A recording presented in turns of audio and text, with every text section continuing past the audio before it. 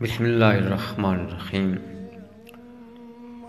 جب رسول اللہ صلی اللہ علیہ وآلہ وسلم نے دنیا سے رحلت فرمائی تو حضرت عباس اور ابو سفیان بن حرب نے حضرت علی علیہ السلام سے عرض کیا کہ ہم آپ کی بیعت کرنا چاہتے ہیں، جس پر مولا علی نے فرمایا، اے لوگو، فتنہ و فساد کی موجوں کو نجات کی کشتیوں سے چیر کر اپنے کو نکال لے جاؤ، تفرقہ و انتشار کی راہوں سے اپنا رخ موڑ لو، فخر و مباحات کے تاج اتار ڈالو۔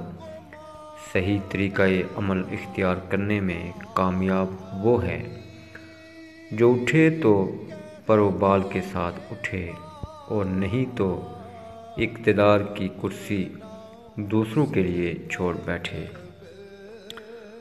اور اس طرح خلق خدا کو بد امنی سے راحت میں رکھے۔ اس وقت طلب خلافت کے لیے کھڑا ہونا یہ گدلا پانی اور ایسا لقمہ ہے جو کھانے والے کے گلو گیر ہو کر رہے گا۔ پھلوں کو ان کے پکنے سے پہلے چننے والا ایسا ہے جیسے دوسروں کی زمین میں کاشت کرنے والا۔ اگر بولتا ہوں تو لوگ کہتے ہیں کہ یہ دنیاوی سلطنت پر مٹے ہوئے ہیں، اور چپ رہتا ہوں تو کہتے ہیں کہ موت سے ڈر گئے۔ افسوس اب یہ بات جب کہ میں ہر طرح کے نشیب و فراز دیکھے بیٹھا ہوں۔ خدا کی قسم، ابو طالب کا بیٹا موت سے اتنا مانوس ہے کہ بچہ اپنی ماں کی چھاتی سے اتنا مانوس نہیں ہوتا۔